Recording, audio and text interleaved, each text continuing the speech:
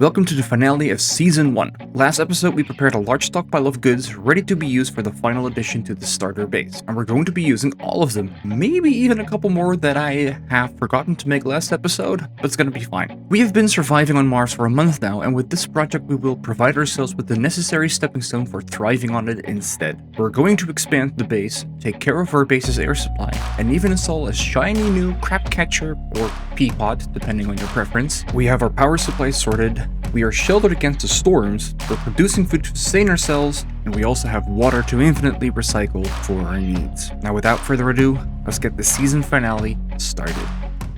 And welcome back to the big episode. Because our episode of today is so incredibly filled, I am going to be skipping over the mundane stuff. And the reason for that is simple. There's a lot to do today, so we better get to it. And next week, I won't be home, meaning we have a lot to get done today. It's gonna be tight, really tight.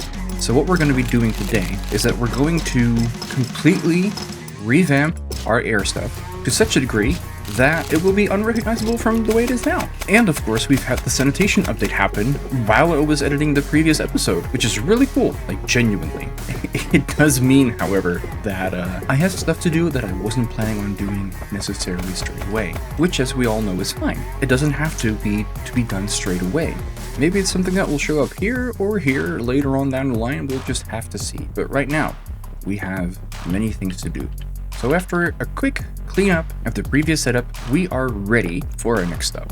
Now to start off with, we're gonna expand the base a bit. I have tried doing the entire setup in this small area, but it is simply too cramped. I'm gonna push this wall back 2 frames. We have to be careful doing that, because obviously, if we don't do it correctly, we're gonna decompressurize our entire base and lose all our hard-won oxygen and other supplies.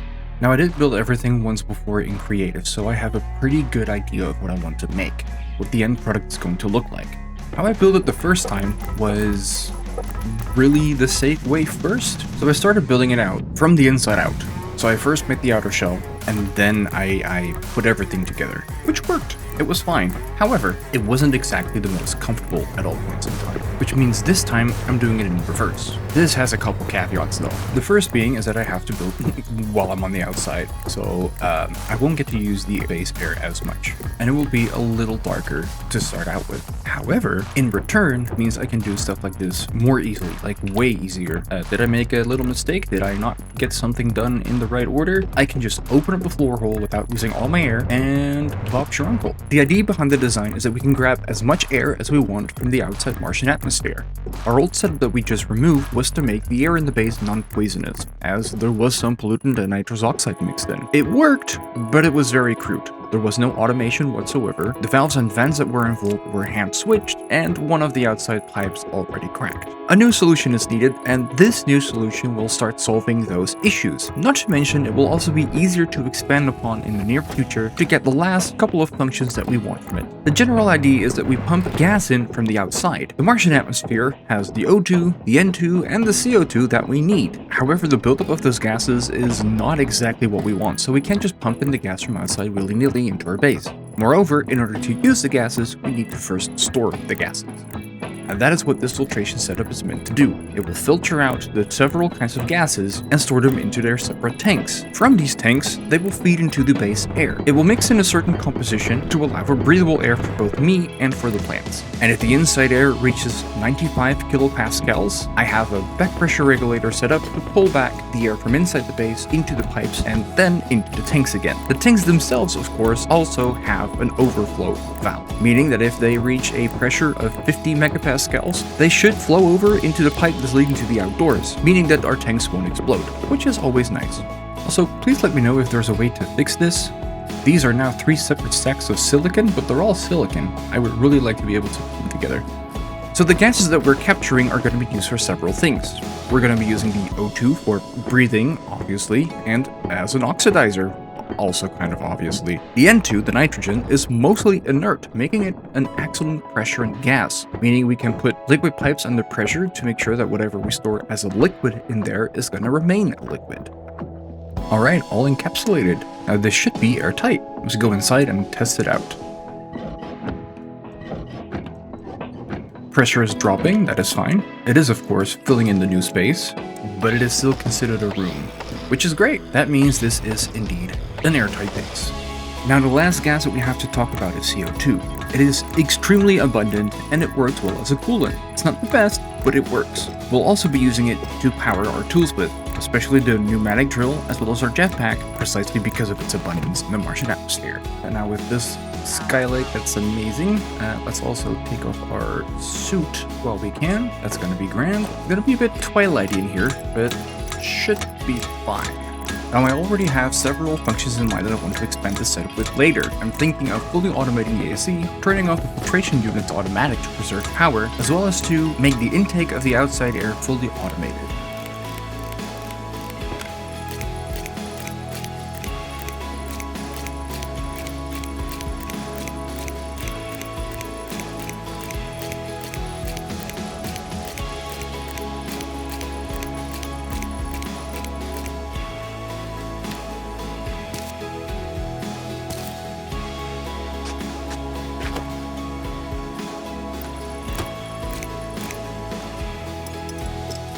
Let's also get some lights in here, that way I think it's high time. We provide ourselves with the luxury that is lighting, being able to see where we want to have a look.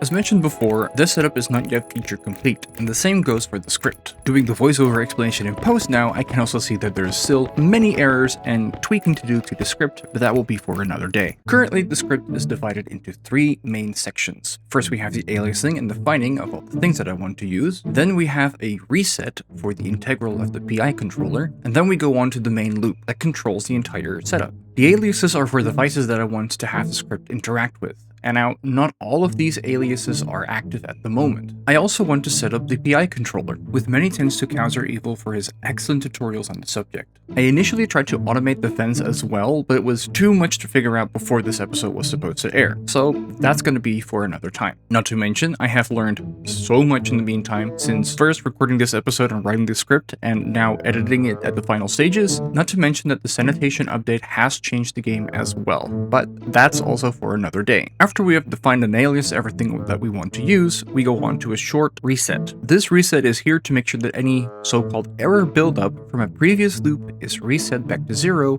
whenever the system restarts. In an ideal world, I'd never need a reset, but I am 100% sure at some point I will need to reset this, because this is my first script, essentially, that I wrote myself. The solar panels don't really count in that sense. So, after the reset, we have the meat and potatoes of the script. The main loop. I'm gonna take just one of these, but essentially every single one of them does the same thing. I can already see the mistakes I made and the ways I can make the script more efficient, but as I mentioned just a second ago, that's gonna be for another day. So, looking at carbon dioxide. So first we load the ratio of carbon dioxide from the base gas sensor. We aim for 20%, which translates to 0.2 ratio for carbon dioxide. After reading it, we put this number through a PI controller. The purpose of the PI controller is to have the pumps do more work when they are further away from the set point goal. First, we calculate the proportional error, meaning we subtract the set point from what we actually read and then multiply it by the proportional. Since the pumps have a value from 0 to 100 in case of the turbo pumps or 0 to 10 in the case of the regular pumps, a 0.1 isn't going to cut it in terms of error, so we multiply it by 10. Then as a second step, we add the integral.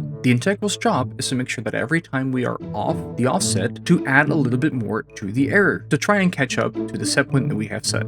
Since our regular pumps have a setting of 0 to 10 liters per tick, and the turbo pumps will have a setting of 0 to 100 liters per tick, we make sure that the error, once it is fixed, stays between those numbers. After all, we don't want the pumps to reverse and start sucking in the air from the base into the tanks, unfiltered. In order to do so, we first check to see which of the values is higher, either the integral or 0. meaning that any negative number for the integral and later the error will result in a setting of 0. Then vice versa, we make sure that the maximum is set as 100. We take the integral, compare it to whatever the integral is at that point in time, and make sure that the smallest number of the two is chosen. Then last but not least, we simply take this calculated number and feed it into the pump as its setting. Then the script jumps back to main and the whole cycle starts over again. Let's turn on the lights so we can actually see what's going on inside the base. Oh, look at all that light. Oh, look, the sanitation is here. Good. Excellent. I want to make 3 of these so that I can actually make a small inline tank. It's going to be big enough, right? I'm quickly going to run out for some more copper because I do want to get the toilet up and running or down and draining. Now the base should be very well visible at night with the added lights. Indeed, the base is well enough visible in the distance. Oh, that's a bright light. Look at that beacon in the distance. If that ain't a sign for sore eyes, I don't know what is. Oh, it takes up an entire grid space? Ooh, okay. Might have to do this on the outside. Let's just give ourselves some more space, shall we? Just some simple iron walls will do for now. I don't need to, like, see this area. This little box over here is just so that I have some extra space for the toilet. Not gonna be very pretty, but what is most important in this base is that it works and not that it looks pretty. This is very much our starter base. Ooh, our fuel ran out, but that should be fine. Yeah, we have plenty of fuel.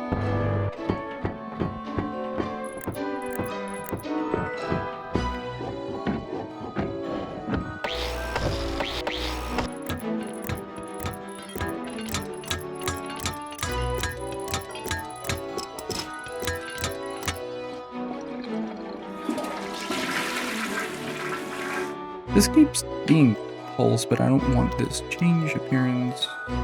Yeah, okay, this is now more in line. I don't know why it took me so long. My name is still incorrect though. Okay, that's fucking annoying. I want to make a couple of insulated pipes. This is just going to be in case any of the pollutants or anything else that is going to condensate in my gas pipe over there is going to be able to go outside without the outside negative temperature of minus 52 degrees at night affecting my base temperature, because that would be very sad. There we go. That no longer affects our inside temperature base. And just in case, let's also put one there. It will work out fine. Usually this shouldn't really have much at all. At most, a teeny tiny bit of outside gas with the 2 kilopascals pressure. That's not going to do much in terms of how cold it gets in the base. At least I hope.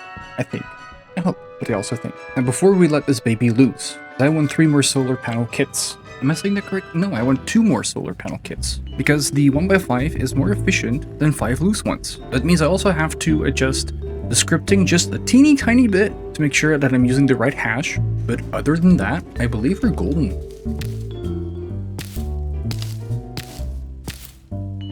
Now, this wheat, I can't do a whole lot with it yet. But I need a reagent processor to actually use this for anything, which is less than ideal, but that's fine. You will become fertilizer eventually. 1 kit done. Hopefully we can do this before daybreak. That'd be grand. That'd be amazing. I just saw the notification that it has become daytime. So hopefully we are just in time, but only just.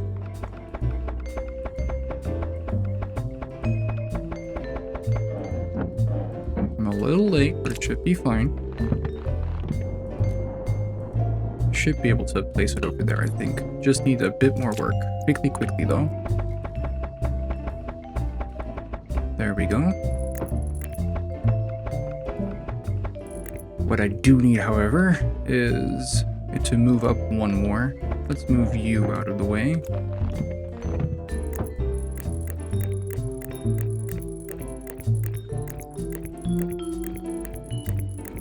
Okay, there we go. That is already creating power. Now this should be fine with a very quick update. There we go. Look at that power.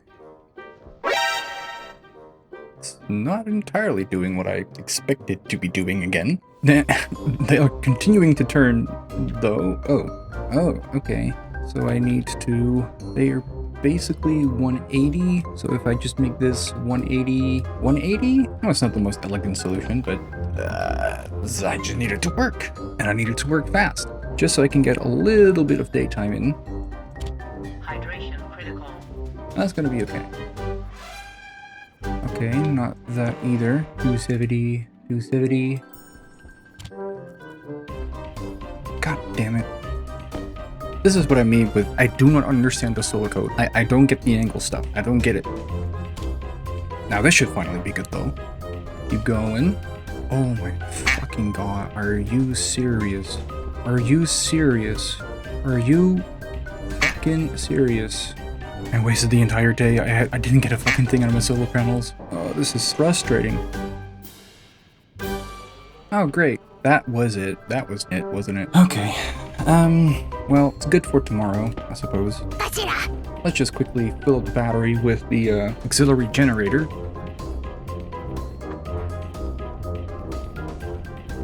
And let's get back inside. Oh my god, that was humiliating. That was humiliating. I'll just quickly grab some food, drink, and then be on my way again. Give you guys some lights so you can see. How many cycles are these doors rated for? Does anyone know? Are they just gonna break on me at some point? Oh.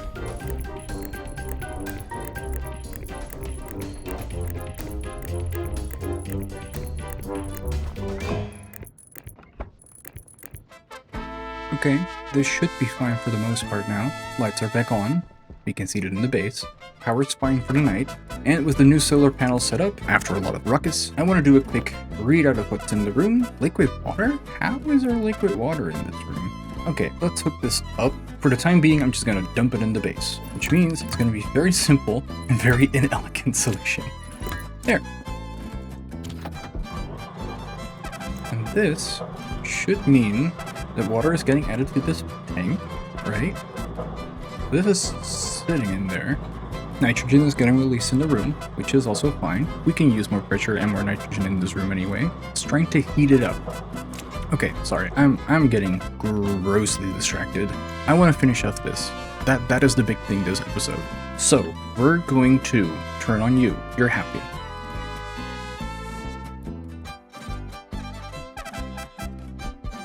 What we're also going to do, which is slightly less elegant, shall we say.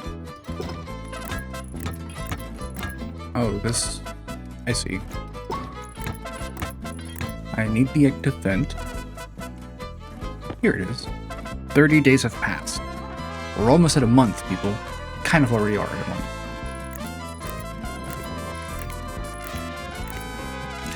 And we're gonna suck some extra air in from the outside and show that it works. I'm gonna fill it up to about, I want to say, a couple megapascals. Temperature is low but rising because, well, the outside air is also getting warmer. So this is not exactly the best time to do it, but oh well.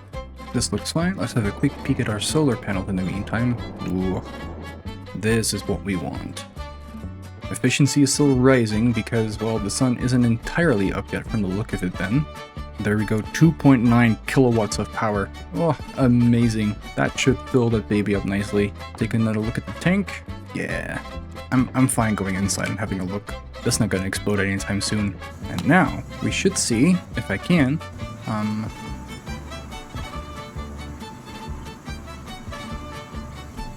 what? This makes sense, because the oxygen is being filtered out. This, however, does not make sense. There should only be oxygen in this. It's mostly oxygen, but not all oxygen, which is weird. It is being controlled, as you can see. It is mostly nitrogen. It's essentially just CO2, and this is a whole bunch. I think maybe I don't quite understand how this got in these tanks. Like, nitrogen is getting filtered in here. Oxygen is getting filtered in here. That's all good. That's great. You're still under 5 megapascals, which is also good. This is a waste one, so that's coming from the outside, but that shouldn't be in the input. See, because this input is being filtered correctly. It starts with the CO2, O2, and N2. It takes out the nitrous, which isn't in there at the moment. It takes out oxygen, takes out nitrogen, and this is connected to the outside, so that makes sense. CO2 is being pumped in because we're not at 30%, which is that what we put it on? No. And so 2. So this one should be off. We have enough O2. This one should be on because we don't have enough N, and this is off because we have enough of that. Alright. Well, we made great strides. We set up some lights, which is great, and this entire filtration setup, which should get us through the entire early game, or rather, pushes well into the mid-game. Set up a quick and dirty solution for our sanitation needs. I don't quite understand how this works yet, and why it is not outputting the 5 liters into the tank, but we'll get there when we get there. We managed to push through most of the supplies that we had over here. We had a first harvest, so we're back at the seeds that we had in the beginning. We have once again adjusted our solar panels with the new 1x5s, which are generating a tremendous amount of power, which is great. At the same time, we have eaten through our battery, so the generator is going to be running again a bit just to get us topped up. And we'll need to troubleshoot the tanks just a bit to see where this is coming from and why this tank is on, even though it really should be off, because we do have enough carbon dioxide in the room. We're up to 90 kilopascals in the base, which is amazing. We've never been higher. Well, 89, but basically 90. All of our tooling is in order. Of course, we're hit by a dust storm just as a new day breaks on our 1-month anniversary. Thank you for watching this season's finale. It was a grand undertaking and I had a lot of fun doing it. We are essentially out of the surviving phase now of Stationeers and are stepping into the thriving part of the game in the next season. We're nowhere near done. There's going to be plenty more seasons and they're all going to be marked by their own crowning milestones. Next week there won't be an episode because I'm going to be away from home, but rest assured we'll be back with the season 2 starting up in a couple of weeks from now on at the most. If you've enjoyed the series thus far, I would like to make use of this special occasion for the series and ask you all to like, comment, and subscribe just this once. I enjoy making the videos, but I also really love the interactions I get from it. Next season is surely going to be packed when I apply all the knowledge and the skills I've gained thus far into designing and building our first proper base. I want a proper living quarters with a workshop, complete with a logistical crawl space to fill it up. We want to try our hands at getting a mining outpost up and running to get those precious resources, as well as making our first trades to make a name for ourselves in the grander universe. And even then, we'll be far from done on Mars. There's plenty more to come. Once again, thank you all for watching the new player experience, and see you in a couple of weeks for the Settlers Savvy.